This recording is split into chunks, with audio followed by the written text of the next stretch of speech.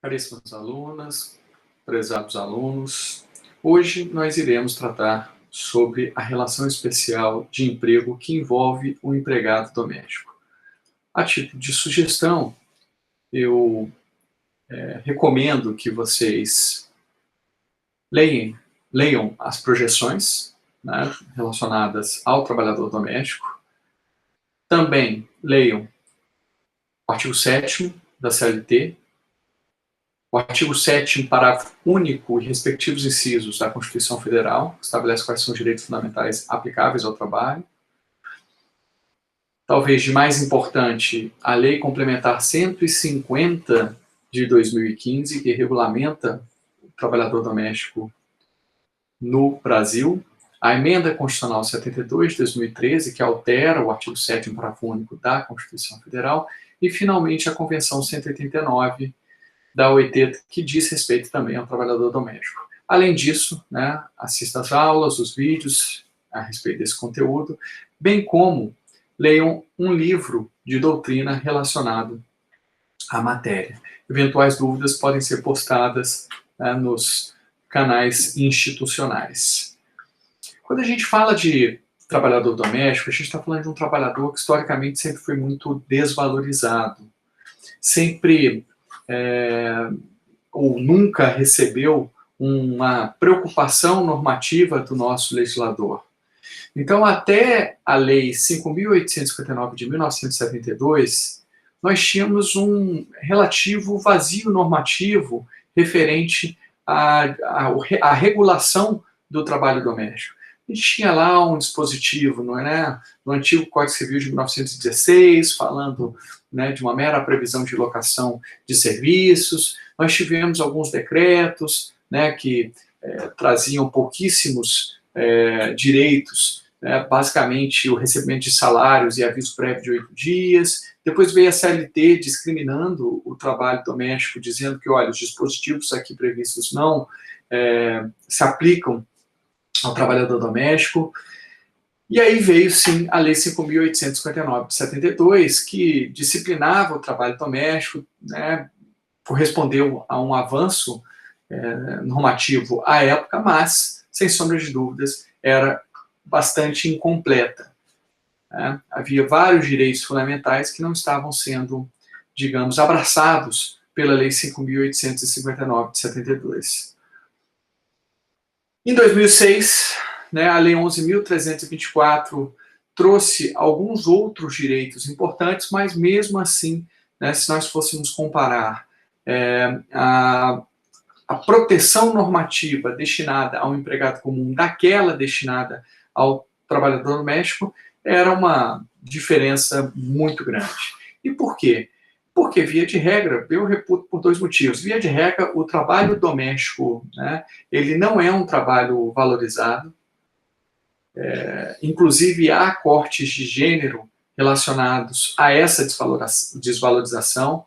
Há também aspectos históricos, porque, via de regra, no Brasil, o trabalho doméstico era feito por escravos, serviçais, agregados, né? Então, sempre foi um trabalho que não mereceu muita preocupação, uma vez que era um trabalho desvalorizado, realizado por pessoas praticamente invisíveis em nossa sociedade, sob uma perspectiva histórica.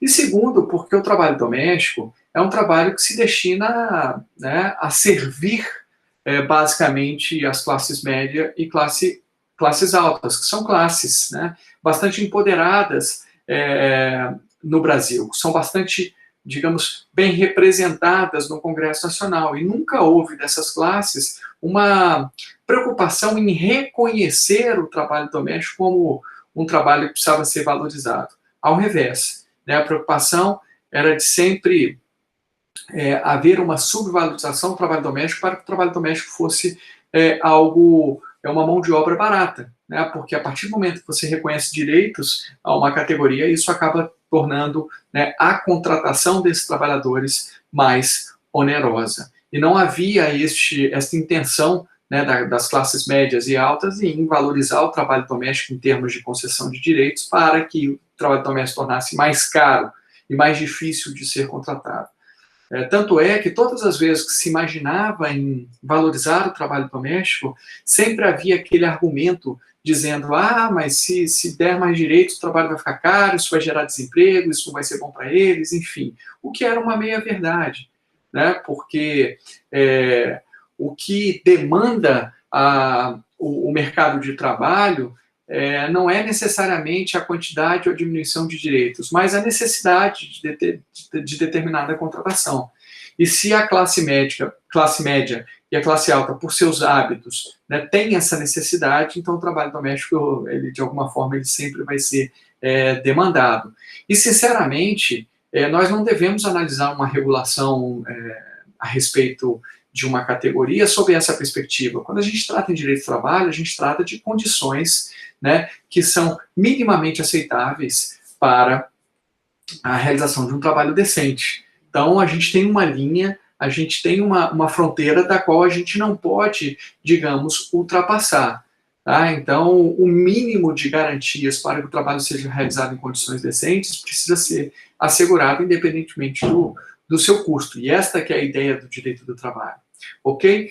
Tudo mudou com a Convenção 189 da OIT, que não havia sido, à época, né, de sua aprovação pela OIT, ratificada pelo Brasil, mas gerou, digamos, uma discussão muito grande sobre as condições bastante ruins dos trabalhadores domésticos no Brasil. Só para vocês terem ideia, o trabalhador doméstico no Brasil não tinha sequer limitação de jornada. Então, se ele trabalhasse 15, 16 horas por dia, isso não era ilegal, isso até 2013. Né? Não tinha, em tese, direito a intervalo, né? Não tinha uma série de direitos, não tinha direito ao adicional noturno, não tinha FGTS, não tinha seguro-desemprego, né? Não tinha uma série de direitos, né, até 2013, que não faz muito tempo. Bem, a estratégia do Brasil, diante desse alvoroço e desse debate a respeito de melhores condições para os trabalhadores domésticos, não foi ratificar imediatamente a Convenção 189, mas sim aprovar uma emenda constitucional, que é a 72 de 2013, para que alguns direitos fundamentais fossem incluídos. Pasmem, a Constituição que é dita cidadã, de 1988, ela talvez estabelece, ou estabeleceu, né, porque isso foi superado com a emenda constitucional de 72 de 2013, uma das maiores discriminações em seus textos quando trata do trabalho doméstico, porque reconhece que o trabalho doméstico é de segundo nível. Aos trabalhadores comuns foram indicados uma série de direitos, né? E aos trabalhadores domésticos apenas alguns, e sendo que direitos importantíssimos como direito a uma regulamentação, o direito a uma limitação da jornada de trabalho, né, não haviam sido, né, estendidas ao trabalho doméstico em 88. Apenas com a emenda constitucional 72 é que, de alguma forma, houve uma certa paridade, já que a Convenção 189 justamente estabelecia a paridade entre trabalhadores domésticos e outros trabalhadores. Não poderia haver uma discriminação normativa entre os trabalhadores domésticos e o trabalhador comum. Pois bem, de todo modo era uma pseudo-paridade, porque alguns direitos ainda não haviam sido contemplados e outros direitos dependiam de Constituição, isso com a emenda constitucional 72. Durante um período, eu até temi, né, porque a nossa experiência de deixar direitos para serem regulamentados no futuro não é muito positiva. Só que rapidamente, né, e para mim foi uma surpresa, a Lei Complementar 150 de 2015 regulamenta esses direitos que ficaram, né, para um disciplinamento futuro pela Emenda Constitucional 72 de 2013 de uma maneira muito rápida. E, de fato, com a Lei Complementar 150 de 2015, houve uma equivalência, digamos assim, houve um tratamento normativo, uma proteção normativa adequada aos trabalhadores domésticos, na minha avaliação. E agora, né, em 2017, final de 2017, o Brasil ratifica a Convenção 189, por meio desse Decreto-Lei 172 de 2017, mas ainda sem o decreto do presidente. Né? Então, a gente ainda não tem a confirmação do presidente. A despeito de atualmente nós temos uma regulação, digamos, adequada aos trabalhadores domésticos, ainda existe um ponto, né, que não foi resolvido, que não estabelece uma verdadeira paridade conforme, né, os ditames e conforme a intenção da Convenção 189 da OIT. E qual é este ponto que ainda resta remanescente? É justamente aquele relacionado ao reconhecimento do vínculo empregatício do trabalhador doméstico. Para o trabalhador comum, os elementos que precisam estar presentes para que haja o reconhecimento do vínculo empregatício são a subordinação, não eventualidade, onerosidade e pessoalidade. Alguns autores ainda colocando a alteridade como um elemento necessário, mas a doutrina clássica entende que é necessário a presença de subordinação, não eventualidade, onerosidade, pessoalidade. Snoop, que a gente brinca, né? Subordinação, S, não eventualidade, o N, onerosidade, o O, e pessoalidade, o P. Em relação ao empregado doméstico, como ele sempre teve um tratamento normativo especial e diferente, era necessário distingui-lo, né, do empregado comum.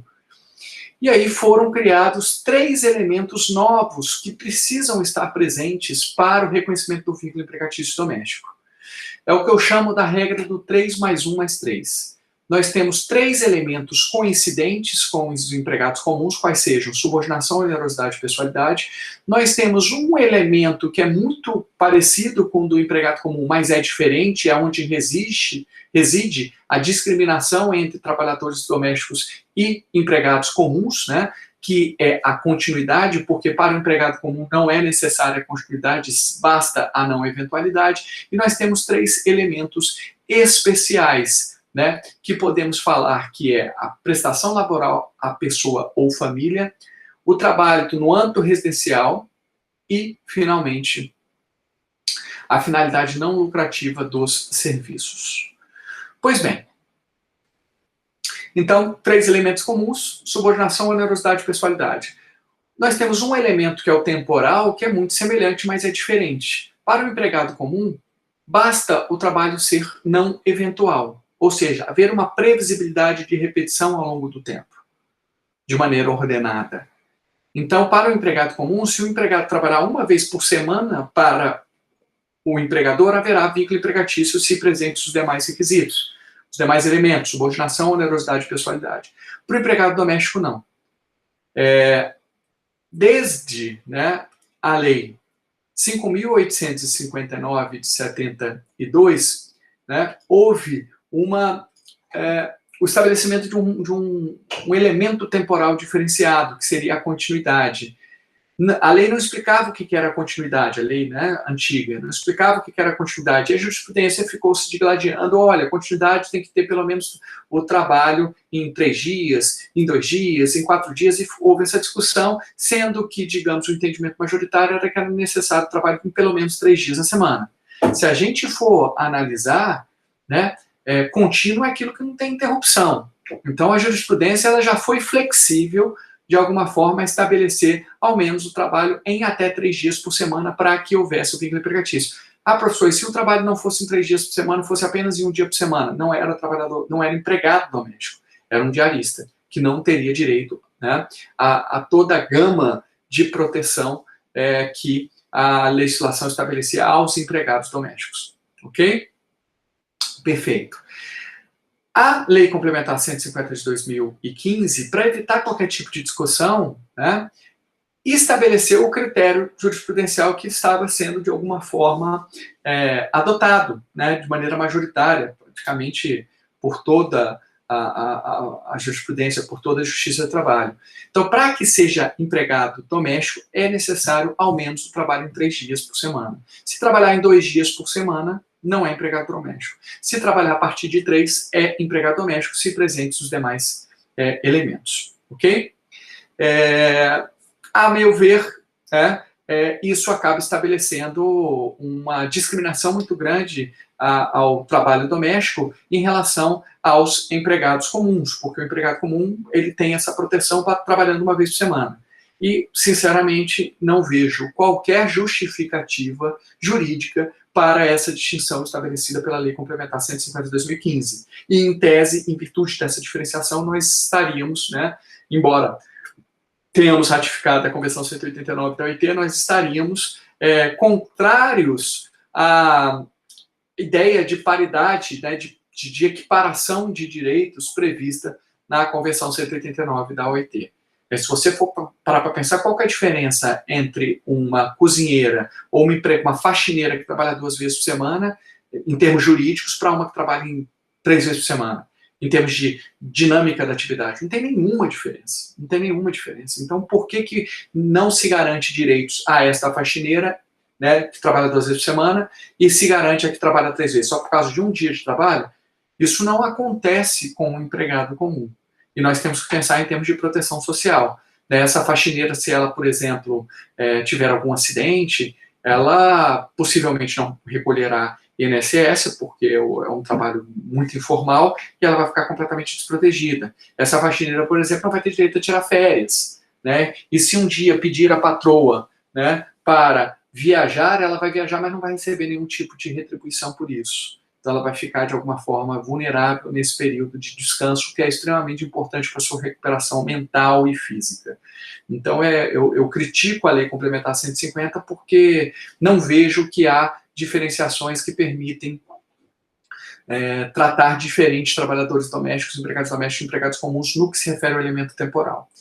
Além disso, nós temos outros 3 elementos específicos, né? Nós temos a prestação laboral à pessoa ou família, o trabalho em âmbito residencial e a finalidade não lucrativa. Professor, e se por acaso nós tivermos subordinação, não eventualidade, onerosidade, pessoalidade, ou subordinação, continuidade, não eventualidade, onerosidade, mas tivermos finalidade lucrativa? O trabalho não é realizado para pessoa ou família, porque também é realizado por uma pessoa jurídica. O trabalho não é realizado exclusivamente no âmbito residencial, porque é realizado também no escritório do patrão, enfim. Bem, aí nós teremos todos os elementos do vínculo empregatício para o empregado comum e não teremos um dos elementos, né, para o empregado doméstico. A gente precisa ter os 7 para que seja empregado doméstico. Se a gente não tem um desses 3 especiais, a gente vai ter uma relação de emprego que não será de empregado doméstico. Aí vai ter que chegar e ver e verificar se é uma relação de emprego comum, né, ou se é uma relação de emprego de um empregado rural, porque aí depende se estiver trabalhando lá no meio rural, para empregador rural, enfim. Mas basicamente se não tivermos esses 3 elementos jurídicos especiais, um deles só, né, nós teremos uma relação de emprego que não é a de empregado doméstico, ok? Vamos falar de cada um deles. Prestação laboral à pessoa ou família, né? É a ideia de agrupamento familiar. Então, aquelas pessoas que têm laços parentescos são, né, consideradas empregadores do empregado doméstico. E, em princípio, são todos devedores solidários, desde que tenham capacidade, né, jurídica. Isso significa dizer que, quando o empregado doméstico é contratado por uma família, né, um esposo, uma esposa e crianças menores, tanto a esposa como o esposo são empregadores domésticos, independentemente de quem assinou a carteira. Tá? E esposa e esposa são devedores solidários. Ok? Uma discussão que às vezes surge, não é muito comum, mas é possível ter relação de emprego doméstica entre cônjuges e companheiros? Né? Quer dizer, o marido trabalha, a esposa fica em casa realizando as atividades domésticas? Não, porque aí não há a intenção de contratação de um trabalhador doméstico. Existe uma sociedade de fato, né, entre os companheiros, entre os cônjuges, que é incompatível com a relação assimétrica e hierárquica de emprego. Tá? O ânimo da prestação de serviços aí é benevolente. Né? Não há a intenção de prestar serviços para receber valores. Ainda que o marido, né, de alguma forma, custeie, né, as despesas da esposa ou da companheira. Ok? Existe a figura no que se refere à despersonalização do empregador, né, a impossibilidade de sucessão de empregadores quando o empregador doméstico único falecer ou mudar de casa, né, já que tal instituto pressupõe atividade econômica entre sucessor e sucedido. Então não há sucessão de empregadores domésticos. Entretanto, se, por exemplo, estamos falando de um empregado doméstico que presta serviços para uma esposa e um esposo. Se a esposa falecer, o vínculo, que é o mesmo, continua, não haverá sucessão, continua com o cônjuge sobrevivente, porque ele também é empregador doméstico. Ok? Se eles se separarem e a empregada doméstica ficar com um deles, o vínculo continua o mesmo. Não há uma sucessão de empregadores, porque todos da família são considerados empregadores domésticos, desde que, obviamente, tenham capacidade, né, jurídica. Precisa necessariamente ser parente para ser empregador doméstico? Não. Grupos de indivíduos unidos por laços de afinidade com interesses individuais de consumo pessoal, né, também podem ser empregadores domésticos. Então, vamos supor que eu divido uma casa com um companheiro, com um amigo, né, meu, ou com uma amiga, o que for. Nós não temos nenhuma relação de sociedade de fato, né, simplesmente é um amigo, ou amigos. E nós contratamos uma empregada doméstica. Nós não somos parentes, mas somos empregadores domésticos, porque aí, né, esses laços de afinidade com interesses individuais de consumo pessoal, né, acaba se equivalendo ao agrupamento familiar. Então, é possível, sim.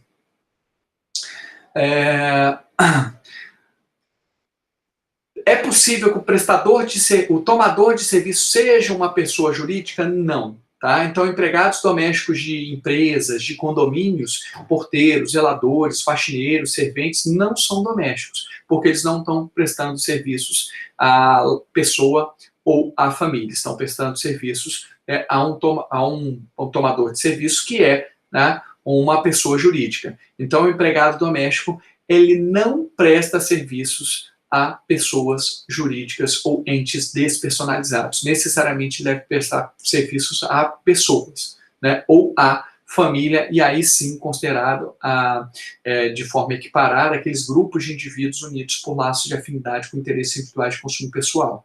Tá? Segundo requisito, âmbito residencial da prestação laborativa. E aí a gente está falando basicamente da moradia, do lugar que as pessoas moram. Mas pode também ser estendido esse conceito para unidades familiares. Tá? Eu não moro na minha casa de campo, mas tenho um empregado doméstico lá. Né? Na minha casa de praia, eu tenho um caseiro lá. Né? No meu sítio, né? Eu tenho um caseiro lá. Tá? E também locais em que estendem as atividades familiares. Aí um caso muito excepcional, por exemplo, um iate. Eu tenho um iate, no meu iate é muito grande, então eu preciso ter lá um mordomo, eu preciso ter uma cozinheira, e eles ficam lá o tempo inteiro. Também, aí seria a ideia de âmbito residencial de prestação familiar. Não há restrição que seja apenas no interior, tá, da moradia e das unidades familiares, mas os locais onde se estendem as atividades familiares. Então, por exemplo, um jardineiro, ele não está lá dentro da casa, mas ele está no jardim. Se eu contrato, né, de forma subordinada, pessoal, de forma onerosa, né, para prestar serviços à minha casa, né, à minha família, né, sem finalidade lucrativa e de forma contínua, né, pelo menos 3 dias na semana, ele é um empregado doméstico. E se ele trabalhar apenas um dia na semana? Já vimos, ele na verdade vai ser um diarista. Ok? E finalmente, finalidade não lucrativa dos serviços. O trabalho doméstico não pode ter finalidade lucrativa, não pode produzir resultados econômicos, restringindo a interesses particulares do tomador ou de sua família. A finalidade do serviço não pode ser comercial ou industrial sob a ótica do empregador. Se o empregado presta atividade de cunho econômico, ainda que no âmbito residencial, não é empregado doméstico. Então, por exemplo, eu tenho lá um sítio, e no meu sítio eu tenho um canil com 80 cachorros e vendo esses canis, e contrato uma pessoa para cuidar desses cachorros. Ele não é empregado doméstico, porque aquela atividade a que ele está vinculado é uma atividade que tem finalidade lucrativa.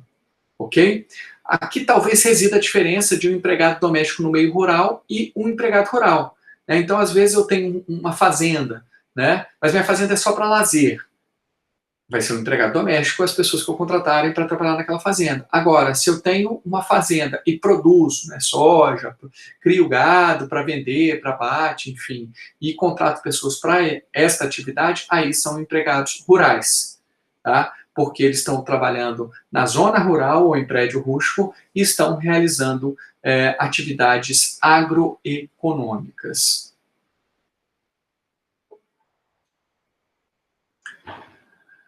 Professor, e se o empregado doméstico ele trabalha parte em atividades domésticas sem finalidade lucrativa e parte em atividades com finalidade lucrativa? O que ele é? Ele é um empregado híbrido? Não existe essa figura. O Rodolfo Pamplona e Alice Monteiro de Barros defendem a ideia da teoria da preponderância. Né? O que é preponderante? Né? É algo significativo o trabalho com atividade lucrativa? Porque se for algo significativo, aí não é um empregado doméstico. Se for algo assim eventual, fortuito, eu tenho uma empregada doméstica e durante o bazar de Natal eu pedi para ela me ajudar a fazer bombons. E só ali, em uma semana, eu fiz bombons. Aí não vai descaracterizar o vínculo de doméstico. Agora, poxa, eu tenho uma empregada doméstica e na porta da minha casa eu tenho um bar, um restaurante. E a empregada doméstica, além de limpar minha casa, ela faz a comida do restaurante. Obviamente, ali, né, independentemente do horário, é uma coisa habitual, né? Não é uma empregada doméstica, porque a atividade dela, de uma maneira bastante intensa, tem finalidade lucrativa. E é importante também a gente observar que, no que se refere ao enquadramento doméstico, a exemplo do que ocorre com o trabalhador rural, não é importante o tipo de trabalho realizado. Né? Não é importante que esteja sendo realizado um trabalho manual, sabe, é indiferente se é manual, técnico ou intelectual. Basta que ele trabalhe para a família ou pessoa, no âmbito residencial, e sem finalidade lucrativa com os demais elementos do vínculo empregatício. Então, pode ser um cuidador, né? Pode ser, por exemplo, uma babá, um caseiro, uma cozinheira, uma faxineira, um motorista, até um professor, né? Uma técnica de enfermagem. Não importa a atividade realizada. Se estiver sendo realizada com essas características, né, dos elementos fatos jurídicos especiais, nós temos um empregado doméstico.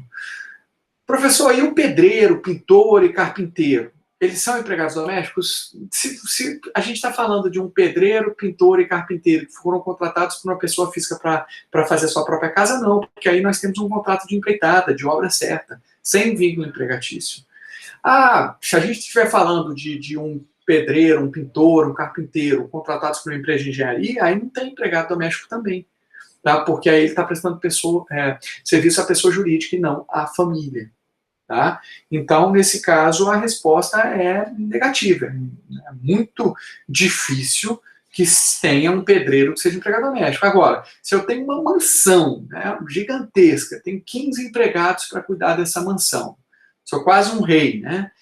50 cômodos, e contrato uma pessoa para prestar serviços contínuos, subordinados, né, onerosos, pessoais, para família, no âmbito residencial, com finalidade lucrativa, quer dizer, manutenção, né, um serviço de manutenção hidráulica, elétrica, né, de carpintaria, o que for, para aquela mansão, aí temos um empregado doméstico. Mas isso é muito raro, as pessoas não fazem isso. Quando elas precisam desse tipo de serviço, elas contratam alguém, e aí seria um contrato de empreitada. Então, via de regra, um pedreiro nunca vai ser contratado como doméstico, porque há a possibilidade de contratar de forma descontínua.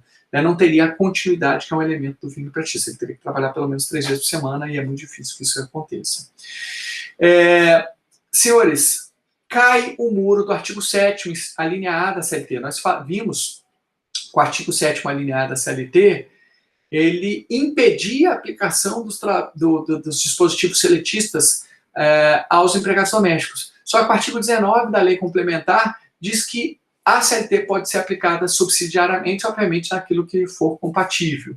Então, aquela exclusão, né, que o artigo 7º, a linha A da CLT, fazia aos domésticos, caiu, não existe mais. Né? Este muro foi, de alguma forma, quebrado. Vamos falar agora de questões específicas do trabalhador doméstico. Senhores, em relação ao contrato, há uma semelhança muito grande com os empregados comuns, não tem muitas diferenças. Talvez aqui, né, apenas em relação a questões específicas da contratação por prazo determinado de empregados domésticos. O contrato de experiência também é possível, da mesma forma, 90 dias, mas existem aqui possibilidades de contratação por prazo determinado em necessidades familiares de natureza transitória. Por exemplo, eu alugo uma casa de veraneio por um mês e quero contratar um empregado doméstico por prazo determinado, 30 dias, durante esse período. Eu posso e devo, né? Normalmente as pessoas não contratam com carteira assinada, simplesmente, tem uma cozinheira lá, eu estou pagando a diária dela. Está errado, porque ela deve ser contratada em tese de forma por prazo determinado. Existe essa possibilidade legal. Então, deveria se anotar a carteira de trabalho lá pelo período da contratação por tempo determinado. Também é possível contratar por prazo determinado para substituição temporária de empregado doméstico com contrato interrompido ou suspenso. Então, vamos supor que eu tenho uma empregada doméstica, ela sai de licença maternidade. Eu posso contratar uma outra substituta por tempo determinado. Ok? Nas hipóteses referidas, o contrato vigora até o término que motivou a contratação, obedecido o limite máximo de 2 anos. Em relação à rescisão, não há qualquer distinção em relação aos desempregados comuns. Também é possível aqui contratar regime de tempo parcial, o empregado doméstico, né? E aí a jornada não pode exceder 25 horas semanais. O salário pode ser proporcional ao pago àquele que cumpre o tempo integral. Então, se eu pago salário mínimo para quem cumpre uma jornada de 44 horas semanais, eu posso pagar proporcionalmente um salário inferior ao mínimo, né? Só tem que respeitar o salário mínimo hora para quem trabalha também, né? De forma reduzida. Então, eu posso contratar um salário mínimo proporcional à jornada que não exceda 25 horas semanais. É possível fazer horas extras para quem trabalha em regime de tempo parcial, uma hora extra no total de 6 horas diárias, mediante acordo escrito. Né? As férias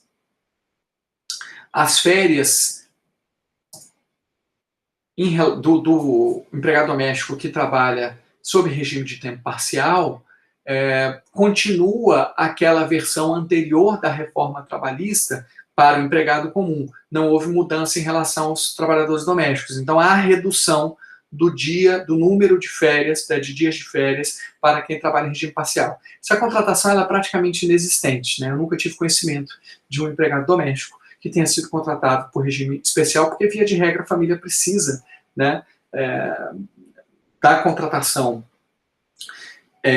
ou em todos os dias, e caso não precise em todos os dias, ela contrata diaristas. Contrata por 2 dias uma faxineira, às vezes um dia uma passadeira, de 15 dias a passadeira, enfim. Então, se existe a possibilidade de contratação por diarista sem vínculo empregatício em até 2 dias por semana, não faz muito sentido contratar aqui o trabalhador doméstico por tempo parcial. Então, é uma lei que, né, existe uma possibilidade que está disponível, mas efetivamente ela não é utilizada. No que se refere à jornada de trabalho, nós também não temos muitas distinções em relação aos empregados comuns. Temos aqui em relação à obrigatoriedade do controle documental da jornada, né? Para o trabalhador doméstico, por incrível que pareça, o tratamento é mais benéfico. É obrigatória o controle documental da jornada quando o empregador tem um empregado. Então, ele vai ter que registrar a jornada de trabalho do seu empregado doméstico e controlá-la, né, de forma manual, mecânica ou eletrônica. Então, vai ter que ter cartão de ponto. Tá? Para o empregado comum, a exigência de controle documental é superior, né, digamos, precisa de um número maior de empregados por estabelecimento. Antes eram 10 empregados, acima de 10 empregados por estabelecimento, agora acima de 20 empregados por estabelecimento, para que o empregador precise controlar documentalmente a jornada de trabalho. Remuneração é a mesma, né? No que se refere à compensação de jornada de trabalho é muito semelhante, né? Lembrando que para o empregado doméstico o acordo de compensação pode ser feito por simples acordo individual entre as partes, já que embora não haja nenhuma proibição de ter um sindicato dos empregadores domésticos, via de regra, não existe, né? Assim, via de regra, o empregador doméstico, ele lida pessoalmente com o seu empregado, sem que haja qualquer interveniência do seu sindicato. Mas poderia-se fazer um acordo individual entre o sindicato dos trabalhadores domésticos e o empregador doméstico. Poderia, mas não faz muito sentido se ele pode fazer pessoalmente, né? Quer dizer, ele é empregador de si mesmo, então é algo que o legislador ele foi flexível para tentar, de alguma forma, facilitar e desburocratizar a relação. No que se refere à dinâmica da compensação, aí tem uma modificação sim. As 40 primeiras horas extras do mês devem ser pagas como extras, exceto se compensadas no mesmo mês. Então, para que haja compensação das primeiras 40 horas extras de um empregado, há necessidade de compensação no mesmo mês. Acima das 40, essas horas extras são inseridas num banco de horas. Ah, professor, e se o meu empregado doméstico fez 30 horas e eu não compensei no mesmo mês? Você vai ter que pagar como hora extra. Ok? Se ele fez 50, as 40 primeiras precisam ser compensadas no mesmo mês, senão elas vão ter que pagar como hora extra, e as outras 10 vão ser inseridas no banco de horas. Ah, e se no final eu não compensou nenhuma delas? Todas vão ser pagas como horas extras. Ok? Compensação 12 por 36, o regime 12 por 36, 12 horas de trabalho, 36 de descanso, é possível, e essa possibilidade, há uma possibilidade que o ajuste deste regime seja feito por acordo escrito, não há necessidade de norma coletiva. Tempo de trabalho em viagem. Às vezes a empregada doméstica viaja com a família. Somente é possível ela viajar com a família se houver acordo escrito entre as partes. Se a empregada doméstica não quiser, né, ela não viaja. Agora, fica muito difícil ela resistir, a verdade é essa. No caso de uma viagem, a empregada doméstica vai ter direito a um adicional por hora de no mínimo 25%. Então, se ela ganha R$10 por hora, né, pegou lá o salário dela, dividir por 220, né, que é o divisor próprio para encontrar uma hora de trabalho, o valor, ela ganha R$10 por hora. Em viagem, ela não vai ganhar só 10, ela vai ganhar 10 mais 25% sobre 10. Ela vai ganhar R$12,50. É possível também a conversão desse adicional de 25% em acréscimo no banco de horas. Então, se eu não quiser ganhar o adicional de 25%, é possível, né, que ao invés do adicional, eu ganhe a cada hora trabalhada 1/4 de hora a meu favor no banco de horas. Então, por exemplo, se o empregado quiser, isso foi a critério do empregado, se ele quiser, ao invés de ganhar o adicional de 25% por viagem, ele vai ganhar o quê? 15 minutos, que é 1/4 de hora, 15 minutos para serem compensados a seu favor. Então ele vai ganhando. Se ele trabalhar 4 horas, ele vai ter direito a trabalhar 1 hora a menos no banco de hora. Mas isso fica a critério do empregado, mediante acordo escrito. Ok? Trabalho noturno, aqui não há qualquer diferenciação entre o empregado comum. O trabalho noturno é de 22 a 5, a hora é reduzida de 52 minutos e 30 segundos, adicional de 20%. Intervalo intrajornada. Também, via de regra, é a mesma coisa do empregado comum. Né? O que há de previsão de intervalo intrajornada é de 1 hora e no máximo 2, exemplo que ocorre com o empregado comum. Não há previsão de intervalo para jornadas menores de 6 horas, mas aí se aplica subsidiariamente o artigo 71 da CLT, por força lá do artigo 19 da Lei Complementar 150, que permite, né, a aplicação nos casos omissos da própria CLT. Então, se alguém trabalha 6 horas, um empregado doméstico trabalha 6 horas, ele vai ter direito a 15 minutos de intervalo. Se ele trabalha até 4 horas, ele não tem direito a intervalo. É possível se reduzir o intervalo de 1 hora para até 30 minutos, desde que por acordo escrito entre partes. Para o empregado comum, este acordo precisa ser uma norma coletiva. É possível desmembrar o intervalo em 2 períodos, tá? Só que aí, só é possível desmembrar o intervalo em 2 períodos se o empregado residir no local de trabalho. Se o empregado doméstico não residir no local de trabalho, não é possível desmembrar. E esse desmembramento somente pode ser em 2 períodos, desde que nenhum deles seja inferior a 1 hora, né, e os 2 somados, né, até 4 horas por dia. Então é possível desmembrar em 2 intervalos de 2 horas, em 2 intervalos de 1 hora, em um intervalo de 1 hora e meia, outro intervalo de 1 hora e meia, em um intervalo de 1 hora, outro de 3, e assim por diante, tá? O importante é que o desmembramento seja em 2 intervalos, sendo que nenhum deles pode ser inferior a 1 hora, e os 2 somados não podem ser inferior a 4 horas. Ok? Caso não haja pagamento em intervalo, aí é a mesma ideia do artigo 71, parágrafo 4º, que vai ser aplicado subsidiariamente. O tempo suprimido será pago de forma indenizada. Intervalo interjornada, mesma coisa, 11 horas entre um dia de trabalho e outro. Repouso semanal, não há qualquer distinção, tá, do empregado comum. Se houver trabalho, haverá pagamento em dobro, exceto se for compensado. Tá? Férias. Férias também não há tantas diferenças. A única situação que ocorreu é que a reforma trabalhista permite o desmembramento de férias em 3. E não houve uma mudança, né, expressa em relação ao trabalhador doméstico. Para o trabalhador doméstico continua o padrão antigo, podendo se desmembrar as férias em 2 períodos, né, sendo que um dos períodos tem que ter no mínimo 14 dias. Então haveria a possibilidade de desmembramento em um período de 14 e outro de 16, em 2 períodos de 15 dias, ou em um período de 16 dias e outro de 14. Tá? Como a Lei Complementar 150 de 2015 não é omissa, fica difícil se aplicar as novas alterações feitas pela reforma trabalhista no que se refere ao desmembramento de férias. Rescisão do trabalhador doméstico é tudo muito semelhante, tá? Existe uma hipótese específica aqui de justa causa para o trabalhador doméstico, que é a questão de maus tratos, né? De idosos e de crianças. Mas aí, né, estaria, inclusive, inserida essa ideia quando, para o empregado comum, há a possibilidade de dispensa por justa causa nas situações de ofensas físicas, né, ou morais a empregados, a empregador, enfim. Então, é uma hipótese específica que nós temos para o empregador doméstico, mas, né, a situação é muito semelhante ao que se tem já para os empregados comuns.